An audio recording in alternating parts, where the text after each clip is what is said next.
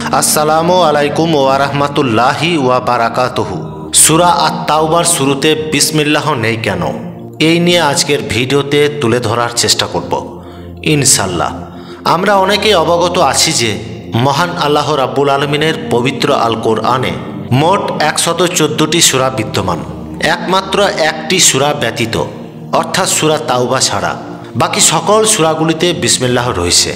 প্রত্যেকটি সূরা বিসমিল্লাহির রহমানির রহিম দিয়ে শুরু হয়, অথচ সূরা আত-তাওবার শুরুতে বিসমিল্লাহ নেই কেন, কেন উল্লেখিত হয়নি, তার প্রসঙ্গে আজকের এই ভিডিওতে আলোচিত করার চেষ্টা করব। এখানে এর বেশ কয়েকটির কথা উল্লেখ করা হলো। প্রথমত, মহান আল্লাহ রাব্বুল আলামিনের পবিত্র আল কোরআনে 9 নম্বর সূরা 129 আয়াত 16 রুকু বিশিষ্ট একটি সূরা হলো সূরা আত-তাওবা। সূরা আত-তাওবায় যুদ্ধ বিগ্রহ, জিহাদের আহকাম, স্বরূপ ও তার প্রেক্ষাপট বর্ণিত হয়েছে। বিশেষ করে কাফেরদের সঙ্গে চুক্তি বাতিল, মক্কা বিজয়, তাবুক ও হুনাইনের যুদ্ধের ঘটনা এখানে রয়েছে। কাফের মুনাফিকদের চরিত্র, পাপাচারের বিষয় আলোচিত হয়েছে এখানে। মুহাজির এবং আনসারদের প্রশংসা উল্লেখ করা হয়েছে। ইসলাম গ্রহণে এবং নবী রাসূলুল্লাহ সাল্লাল্লাহু আলাইহি ওয়াসাল্লামের হাতে বায়াত গ্রহণের প্রতি গুরুত্ব আরোপিত হয়েছে এই সূরায়। এই সূরার প্রথম অংশ অবতীর্ণ হয়েছে অত্যধিক গরম উষ্ণতার সন্ধিক্ষণে সংগঠিত তাবুক যুদ্ধ থেকে নবী রাসূলুল্লাহ সাল্লাল্লাহু আলাইহি ওয়াসাল্লামের ফিরে আসার পর। তবে তাবুক যুদ্ধ ছিল মূলত মুসলিমদের ভিত্তি প্রস্তর স্থাপনের যুদ্ধ, অত্যন্ত গৌরব ও সম্মানিতের যুদ্ধ। এতদ সত্ত্বেও 3 জন সাহাবী কাব ইবনে মালিক, হিলাল ইবনে উমাইয়া এবং মুরারা ইবনে রাবিয়া এনারা যুদ্ধে অংশগ্রহণ করেননি। নবী মুহাম্মদ রাসূলুল্লাহ সাল্লাল্লাহু আলাইহি ওয়াসাল্লাম তাহাদের যুদ্ধে অংশগ্রহণের জন্য বেশ কয়েকবার আদেশ করেছিলেন, কিন্তু তাহারা গরম উষ্ণতার অজুহাত দেখিয়ে বা আরও অন্যান্য কারণে রাসূলের কথা তেমন গুরুত্ব না দিয়ে উপেক্ষাই করেছিলেন বটে। মোট কথা তাহারা যুদ্ধে অংশগ্রহণ করেননি। তাবুক যুদ্ধের পর যখন নবী মুহাম্মদ রাসূলুল্লাহ সাল্লাল্লাহু আলাইহি ওয়াসাল্লামের নিকটে ওই সাহাবীরা ক্ষমা চাওয়ার জন্য আসেন, তখন তাহারা কঠিন সংকটে, কঠিন পরিস্থিতিতে যে নাকচ করেছিলেন, এখন এই সময়ে ক্ষমা বা মাফ চাওয়ার জন্য রাসূলুল্লাহ সাল্লাল্লাহু আলাইহি ওয়াসাল্লাম তাহাদের এই আচরণ সহ্য করতে পারলেন না। তাহাদের নিকট হতে তিনি মুখ ফিরিয়ে নেন। অতঃপর সাহাবীগণরা অত্যন্ত ভেঙে পড়েন। মনে হয় এই রকম ভয়াবহ পরিস্থিতির শিকার তাহারা কখনো হননি। অনুশোচনা অনুতাপের মধ্য দিয়ে পরিস্থিতি এমন এক জায়গায় পৌঁছেছিল তা আর বলার উপেক্ষা রাখে না। অবশেষে এক মহান আল্লাহ তাআলার নিকট তাহারা বুক ভাঙা আরজি মিনতি করতে থাকেন। মহান আল্লাহ রাব্বুল আলামিন বলেন, এবং অপর 3 জনকে যাদেরকে পেছনে রাখা হয়েছিল যখন পৃথিবী বিস্তৃত হওয়া সত্ত্বেও তাদের জন্য সংকুচিত হয়ে গেল এবং তাদের জীবন দুর্বিষহ হয়ে উঠল, তারা বুঝতে পারল যে আল্লাহ ব্যতীত আর কোনো আশ্রয়স্থল নেই। অতঃপর তিনি সদয় হলেন তাদের প্রতি যাতে তারা ফিরে আসে। নিঃসন্দেহে আল্লাহ দয়াময়, করুণাশীল। সূরা আত-তাওবা আয়াত নাম্বার 118। মহান আল্লাহ রাব্বুল আলামিন যে দয়াবান সত্তা, পরম করুণাময়, অতিশয় মেহেরবান, তিনি যে পরম ক্ষমাশীল, তাতে তাহাদের তওবাকে কবুল করে নিয়েছিলেন। মহান আল্লাহ রাব্বুল আলামিন বলেন, হে রাসূল, আমি তাদের প্রতি অনুগ্রহ দান করেছি, তাদের তওবা কবুল করেছি। নিশ্চয় আল্লাহ তাওবা কবুলকারী। আর এটি হলো মহান আল্লাহ রাব্বুল আলামিনের পবিত্র আল কোরআনে সেই সূরা যার শুরুতে বিসমিল্লাহ নেই। যে রাসূলুল্লাহ সাল্লাল্লাহু আলাইহি ওয়াসাল্লাম তাদের উপর অসন্তুষ্ট ছিল, মহান আল্লাহ রাব্বুল আলামিন তাহারি রাসূল সাল্লাল্লাহু আলাইহি ওয়াসাল্লামের অভিমান ভেঙে দিয়ে এই সূরা নাজিল করেন। রাসূলুল্লাহ সাল্লাল্লাহু আলাইহি ওয়াসাল্লামের মুখ দিয়ে এর আয়াতগুলি বের করেন।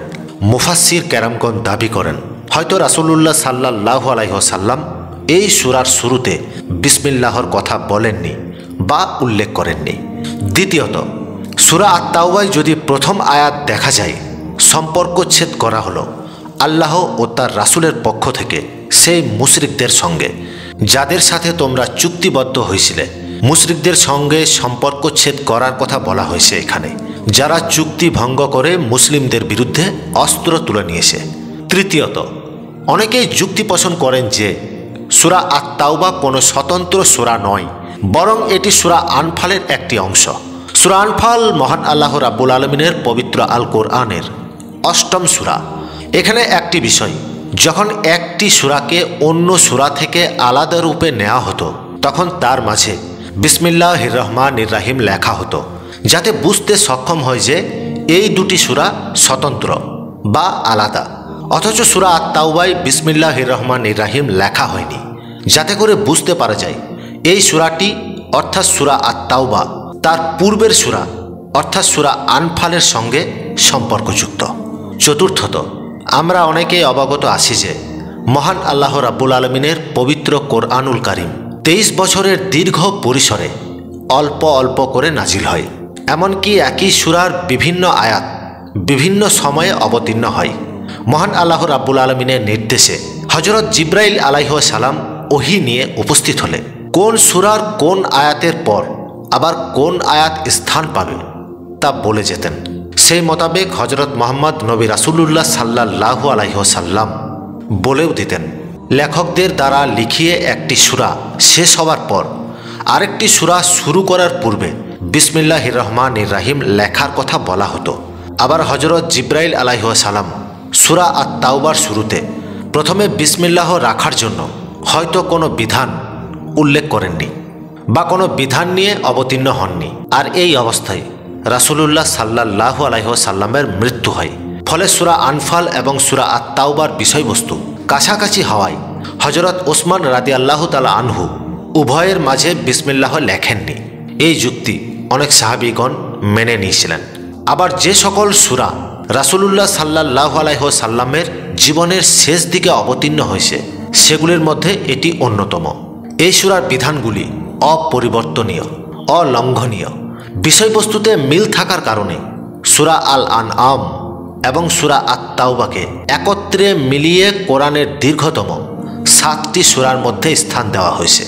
পঞ্চমত, হযরত ইবনে আব্বাস রাদিয়াল্লাহু তাআলা আনহু এবং হযরত আলী রাদিয়াল্লাহু তাআলা আনহু বলেন, বিসমিল্লাহর মধ্যে শান্তি ও নিরাপত্তার বার্তা আছে, কিন্তু সূরা আত-তাওবায় চুক্তি ভঙ্গকারী কাফেরদের জন্য শান্তি ও নিরাপত্তার চুক্তিগুলি বাতিল করা হয়েছে, নাকচ হয়েছে।